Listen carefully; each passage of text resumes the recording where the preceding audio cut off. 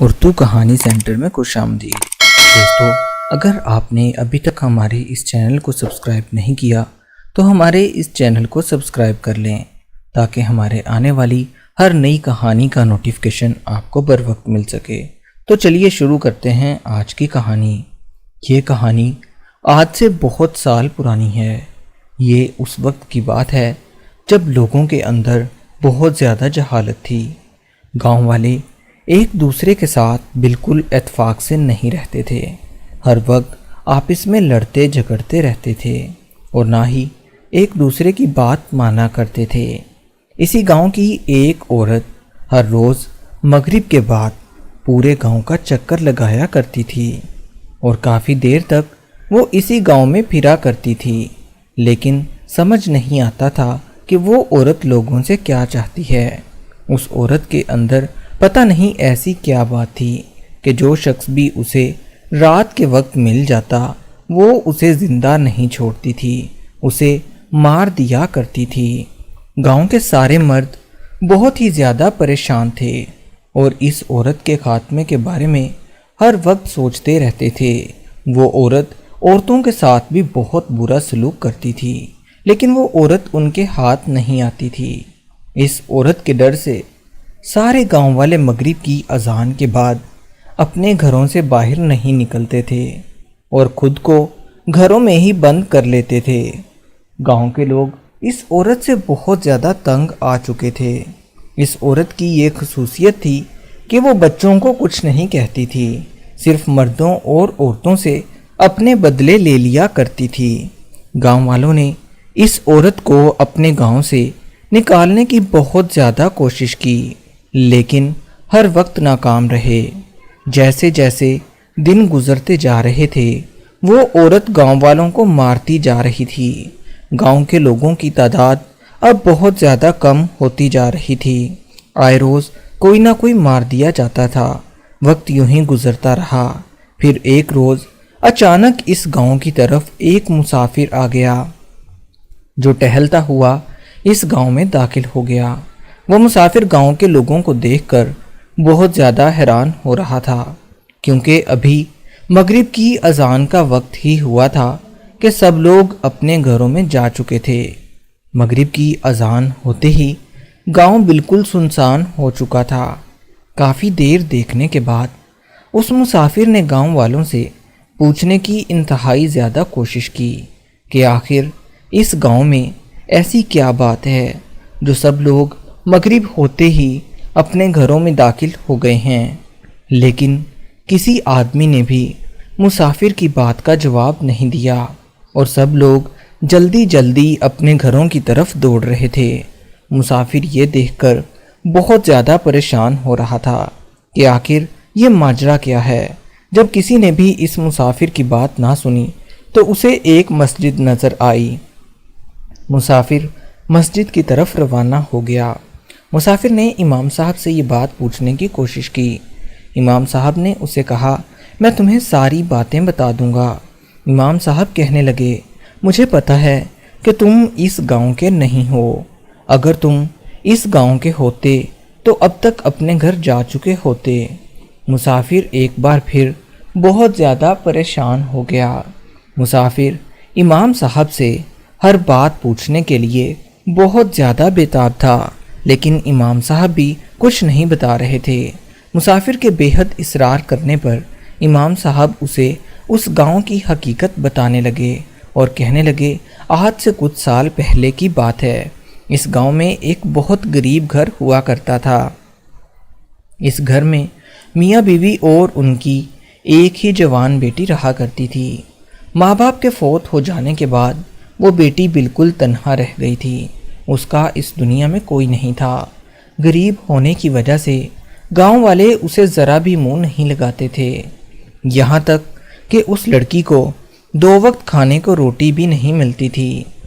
دن ایسے ہی گزرتے جا رہے تھے، یہاں تک کہ اس لڑکی کی عمر شادی کی ہو چکی تھی، لیکن گاؤں والوں میں سے کوئی بھی اس لڑکی کو اپنانے کے لیے راضی نہیں تھا، کیونکہ وہ بہت زیادہ غریب لڑکی تھی۔ وہ لڑکی ہر وقت روتی رہتی تھی، لیکن گاؤں والوں کو اس کی بالکل بھی پرواہ نہیں تھی۔ وقت بہت تیزی سے گزرتا جا رہا تھا۔ لوگوں کی وجہ سے وہ لڑکی اپنے ہوش و حواس کھو بیٹھی تھی، یعنی وہ لڑکی مکمل طور پر پاگل ہو چکی تھی۔ اس گاؤں میں اس لڑکی کی کوئی بھی سہیلی نہیں تھی۔ اب وہ ہر وقت خود سے ہی باتیں کیا کرتی تھی۔ نہ جانے اس لڑکی کو کیا ہو گیا تھا۔ اکثر لوگ کہتے تھے کہ اس کو سایہ ہو گیا ہے، کیونکہ وہ مکمل طور پر پاگل ہو چکی تھی۔ لوگ اب اس کا اور بھی زیادہ مذاق اڑانے لگے تھے۔ وہ لڑکی اب ہر وقت ایک درخت کے نیچے بیٹھا کرتی تھی، یہاں تک کہ رات ہونے کے بعد بھی وہ لڑکی درخت کے نیچے ہی رہا کرتی تھی۔ پھر ایک روز یوں ہوا کہ وہ لڑکی گاؤں والوں کو صبح اٹھ کر نہیں ملی۔ وہ پتہ نہیں کہاں غائب ہو چکی تھی۔ اس دن سے لے کر آج تک اس لڑکی کا کچھ پتہ نہیں چلا تھا۔ بس تب سے لے کر آج تک گاؤں والوں پر یہ مصیبت آ چکی تھی۔ امام صاحب مسافر کو یہ ساری باتیں سنا رہا تھا۔ شاید یہ اس لڑکی کی کوئی بد دعا ہے جس نے سارے گاؤں والوں کو اپنی لپیٹ میں لے لیا تھا۔ مسافر بہت زیادہ نرم دل انسان تھا۔ اسے ساری باتیں سن کر اس لڑکی پر بہت زیادہ ترس آیا، جس کی گاؤں والوں نے کوئی بھی مدد نہیں کی تھی۔ اس کی آنکھوں سے مسلسل آنسو بہہ رہے تھے۔ وہ مسافر بہت زیادہ خوبصورت دکھائی دیتا تھا۔ اس کی عمر تقریباً 22 سال تھی۔ اس مسافر نے اس درخت کے پاس جانے کا ارادہ کر لیا تھا اور یہ فیصلہ بھی کر لیا تھا کہ وہ درخت کے پاس جا کر یہ بات جان کر رہے گا کہ ایسا اس درخت کے اندر کیا ہے۔ جیسے جیسے مسافر درخت کی جانب بڑھتا جا رہا تھا، اس کے دل کی دھڑکن بہت زیادہ تیز ہوتی جا رہی تھی۔ مسافر بہت زیادہ سہما ہوا تھا، لیکن وہ بالکل بھی ہمت نہیں ہار رہا تھا۔ جیسے ہی وہ درخت کے نیچے پہنچا، اس نے ادھر ادھر دیکھنا شروع کر دیا، لیکن اسے کوئی بھی چیز نظر نہیں آ رہی تھی۔ مسافر ایک دفعہ پھر سے پریشان ہو گیا، کیونکہ اس درخت کے قریب کوئی آدمی نہیں جاتا تھا۔ کافی دیر تک وہ مسافر اس درخت کے پاس بیٹھا رہا اور اسے دیکھتا رہا، لیکن اسے کچھ بھی معلوم نہیں ہو رہا تھا، یہاں تک کہ وہ دوبارہ مغرب کا وقت ہو گیا اور سب لوگ واپس اپنے گھروں کو جانے لگے۔ مسافر بھی اپنی جگہ سے اٹھا اور دوبارہ مسجد کی جانب جانے لگا، جہاں وہ امام صاحب اسے ملا تھا۔ اس مسافر نے مغرب کی نماز اسی مسجد میں ادا کی۔ سب گاؤں کے لوگ مسجد میں نماز پڑھنے کے لیے اکٹھے ہو چکے تھے۔ نماز کے فوراً بعد اس مسافر نے سب گاؤں والوں کو مخاطب کیا اور کہا کہ سب لوگ میری بات ذرا غور سے سنیں۔ میں اس گاؤں میں نہیں رہتا، لیکن میں کام کے سلسلے میں اس سے اگلے گاؤں جا رہا تھا، لیکن مجھے راستے میں رات پڑ گئی، اس لیے میں اس گاؤں میں ٹھہر گیا تھا۔ لیکن یہاں ٹھہرنے سے مجھے کچھ باتیں پتہ چلی ہیں کہ اس گاؤں والوں پر بہت زیادہ مصیبت آئی ہوئی ہے، اور اس لڑکی کے بارے میں بھی امام صاحب سے میں سب کچھ جان چکا ہوں۔ اگر تم لوگ اس مصیبت سے آزادی چاہتے ہو تو تم سب لوگوں کو میرے ساتھ اس درخت کے نیچے جانا ہوگا جہاں وہ لڑکی بیٹھ کر رویا کرتی تھی۔ گاؤں والے مسافر کی طرف دیکھ کر بہت زیادہ حیران ہو رہے تھے کہ اس لڑکی کو اس لڑکے کی کہانی کے بارے میں کیسے پتہ ہے، اور یہ لڑکا اس لڑکی کو کیسے جانتا ہے جو ہمارے ساتھ یہ سارا کچھ کھیل کھیل رہی ہے۔ مسافر نے ایک بار پھر سب کو مخاطب کیا اور پوچھا، کیا آپ لوگ میرے ساتھ جانے کو تیار ہیں؟ لیکن مسافر کی بات کا کوئی بھی جواب نہیں دے رہا تھا۔ ایسے لگ رہا تھا جیسے مسجد میں کوئی بھی بیٹھا ہوا نہ ہو، حالانکہ مسجد لوگوں سے بھری ہوئی تھی۔ کوئی بھی شخص مسافر کے ساتھ جانے کے لیے تیار نہیں تھا۔ کوئی بھی مسافر کے ساتھ جانے کے لیے رضامند ہو ہی نہیں رہا تھا۔ آہستہ آہستہ سب لوگ مسجد سے باہر نکلتے جا رہے تھے، یہاں تک کہ اب صرف امام صاحب مسجد میں موجود تھے۔ امام صاحب مسافر کو مخاطب کرنے لگے اور کہنے لگے کہ تمہیں ان گاؤں والوں کے ساتھ کچھ نہیں کرنا چاہیے اور نہ ہی ان کی فکر کرنی چاہیے۔ صبح ہوتے ہی تم اپنے کام کی طرف روانہ ہو جاؤ۔ یہ گاؤں والے بہت گندے ہیں، یہ کسی کی بات نہیں مانتے۔ یہ کہہ کر امام صاحب مسجد سے باہر نکل گئے، لیکن مسافر کے سر پر بھوت سوار تھا کہ وہ ساری حقیقت جان کر ہی رہے گا۔ جیسے ہی رات ہوئی، مسافر پھر سے اس درخت کی جانب جانے لگا۔ جیسے ہی وہ اس درخت کے پاس پہنچا، اسے ایک زوردار آواز سنائی دی۔ وہ آواز کسی انسان کی نہیں لگ رہی تھی۔ مسافر ادھر ادھر دیکھنے لگا۔ ابھی مسافر ادھر ادھر دیکھ ہی رہا تھا کہ اسے اتنا زوردار تھپڑ لگا کہ اس کے ہوش و حواس اڑ گئے۔ مسافر مکمل طور پر ڈر چکا تھا، اس کے رونگٹے کھڑے ہو چکے تھے۔ ایسی خوفناک آواز مسافر نے آج سے پہلے کبھی نہیں سنی تھی۔ مسافر گاؤں کی طرف واپس جانے کی کوشش کرنے لگا، لیکن کسی چیز نے اسے مکمل طور پر جکڑ لیا تھا۔ وہ آگے بڑھنے کی بہت زیادہ کوشش کر رہا تھا، لیکن اس کا جسم اس کا ساتھ نہیں دے رہا تھا۔ وہ آگے بالکل بھی نہیں چل پا رہا تھا۔ ابھی اس بات کو کچھ ہی دیر گزری تھی کہ درخت زور زور سے ہلنے لگا اور اس درخت میں سے عجیب قسم کی آوازیں آنے لگی۔ پھر اس میں سے ایک لڑکی کی آواز آنے لگی۔ وہ کہنے لگی کہ تم نے یہاں آ کر بہت بڑی غلطی کی ہے۔ مسافر نے اپنے اندر ہمت پیدا کی اور اس لڑکی کی آواز سے کہنے لگا کہ میں اس گاؤں میں نہیں رہتا، خدا کا واسطہ میرے ساتھ کچھ بھی ظلم مت کرنا، میں اس گاؤں میں رہنے والا نہیں ہوں، میں تو صرف تمہاری مدد کرنے کے لیے یہاں آیا تھا اور جاننے آیا تھا کہ یہاں آخر ایسی کیا بات ہے جو یہ درخت ہر کسی کی جان لے لیتا ہے۔ ابھی مسافر کا اتنا ہی کہنا تھا کہ درخت واپس تھم چکا تھا، وہ زور زور سے ہلنا بند ہو چکا تھا۔ مسافر کے دیکھتے ہی دیکھتے اس درخت کے اوپر سے ایک لڑکی نمودار ہونے لگی اور وہ لڑکی کچھ ہی دیر میں نیچے اترنے لگی، جو کہ بہت ہی زیادہ خوبصورت تھی۔ وہ مسافر کے پاس آ کر کھڑی ہو گئی اور کہنے لگی، تم پہلے انسان ہو جس نے میری مدد کے بارے میں کہا ہے، ورنہ آج تم نے بھی گاؤں والوں کی طرح زندہ نہیں بچنا تھا، ورنہ یہ گاؤں کے لوگ تو بہت زیادہ برے ہیں، انہوں نے کبھی میری مدد نہیں کی۔ مسافر اس لڑکی کو دیکھتے جا رہا تھا۔ وہ بہت ہی زیادہ حیران ہو گیا تھا، کیونکہ اس سے پہلے اس نے اتنی خوبصورت لڑکی کبھی نہیں دیکھی تھی۔ مسافر مسلسل اس لڑکی کو دیکھ رہا تھا۔ پھر وہ لڑکی اپنی باتیں مسافر کو بتانے لگی، کیونکہ مسافر اس سے بے حد اصرار کر رہا تھا کہ آخر ایسا کیا ماجرا ہے جو یہاں کے لوگوں کی جانیں چلی جاتی ہیں۔ وہ لڑکی کہنے لگی، گاؤں والوں نے آج سے کچھ سال پہلے میرے ساتھ بہت برا سلوک کیا تھا، میں مر چکی ہوں، یہ تمہارے سامنے میری روح کھڑی ہے، میں ان گاؤں والوں میں سے کسی انسان کو نہیں چھوڑوں گی، بلکہ ان سب کو ایک ایک کر کے مار ڈالوں گی۔ ابھی کچھ ہی دیر گزری تھی کہ مسافر اور لڑکی آپس میں باتیں کر ہی رہے تھے کہ انہیں اچانک گاؤں والے آتے دکھائی دیے۔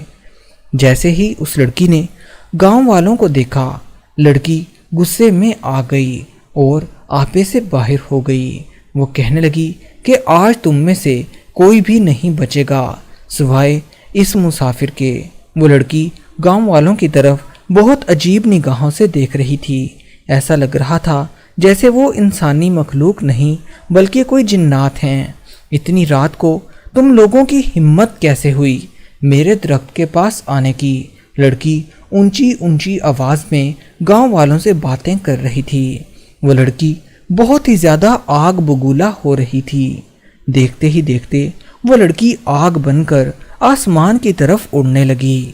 جیسے ہی مسافر نے یہ دیکھا کہ لڑکی ان سب کو اب مار ڈالے گی تو اس نے لڑکی کے سامنے ہاتھ جوڑنا شروع کر دیے اور اس کی منتیں کرنے لگا، کہنے لگا کہ تمہیں خدا کا واسطہ ہے، آج میری وجہ سے ان سب کو چھوڑ دو، ان سب کو معاف کر دو، ان سب کی معافی میں مانگتا ہوں۔ لیکن لڑکی اس کی بات نہیں سن رہی تھی، وہ مسلسل آسمان پر جا کر آگ پھینک رہی تھی गांव वाले आइंदा ऐसी कभी गलती नहीं करेंगे। मुसाफिर भी उसे माफिया मांगता जा रहा था, लेकिन लड़की इस मुसाफिर की बात भी नहीं सुन रही थी और कह रही थी कि इन्होंने मुझे बहुत ज़्यादा दुख दिए हैं। ये सब इस वक्त कहाँ थे जब मैं और मेरी माँ भूख की वजह से मर रहे थे। इन सब गांव वालों ने मेरी माँ के सामने मेरे साथ बहुत बुरा करने की कोशिश भी की थी। मैं वो बातें नहीं भूल सकती।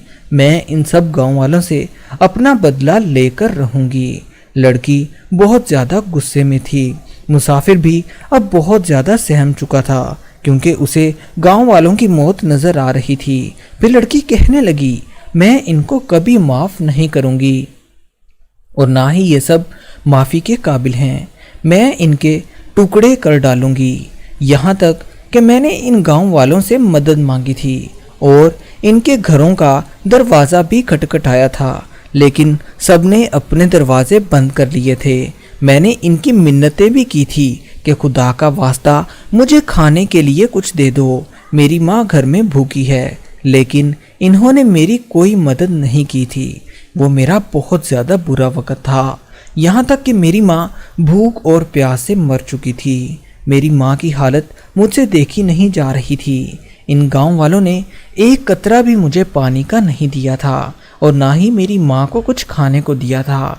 कुछ दिनों के बाद माँ के जाने के बाद मेरी भी मौत हो चुकी थी, लेकिन इन गांव वालों ने फिर भी हम पर तरस नहीं खाया था। मेरी माँ की और मेरी लाश सदियों ऐसे ही गांव में पड़ी रही थी, लेकिन इन्हें कोई एहसास नहीं हुआ था। ये कहकर वो लड़की ज़ोर ज़ोर से रोने लगी और वापस अपनी असली हालत में आ गई। यानी वो लड़की अब मेरे सामने लड़की के रूप में खड़ी थी। उसकी आंखों में मुसलसल आंसू आ रहे थे। वो मुसलसल रोती जा रही थी। ऐसा लग रहा था जैसे उसने बहुत बुरा वक्त गुजारा हो। सारे गांव वाले इस लड़की के मुजरिम बने बैठे थे। सब गांव वालों ने अपनी नज़रें झुकाई हुई थी। उन्हें अपनी गलती का एहसास हो चुका था, लेकिन वो लड़की इन्हें माफ़ नहीं करना चाहती थी। वो इस लड़की के सामने बहुत ही ज़्यादा शर्मिंदे हो रहे थे। मुसाफिर भी उस लड़के से कहने लगा कि तुम्हें खुदा का वास्ता है, ये सब लोग तुमसे माफ़ी मांग रहे हैं, इन्हें माफ़ कर दो, इसी में इनकी भलाई है। बेशक माफ़ करने वालों को अल्लाह बहुत ज़्यादा पसंद करता है। वो लड़की कहने लगी कि ठीक है, तुम एक मुसाफिर हो, मैं तुम्हारी बहुत ज़्यादा इज्जत करती हूँ और मैं इन सब को माफ़ कर देती हूँ। ये कहकर वो लड़की फिर से अचानक गायब हो गई और न जाने कहाँ चली गई। गांव वालों के चेहरों पर अजीब सी मुस्कुराहट आ गई थी, क्योंकि अब उन्हें इस लड़की का खौफ नहीं था। सब लोग अपने अपने घरों को वापस लौट गए। आज काफ़ी अरसे के बाद सारे गांव वाले बहुत ज़्यादा सुकून की नींद सो रहे थे, क्योंकि अब इन्हें इस लड़की का कोई डर बाकी नहीं रहा था। मुसाफिर भी इमाम मस्जिद के साथ मस्जिद में जाकर सो गया है। सुबह होते ही मुसाफिर ने गांव में ऐलान करवाया कि आज रात सब लोग इसी दरख्त के नीचे वापस जमा होंगे और इस लड़की का शुक्रिया अदा करके आएंगे।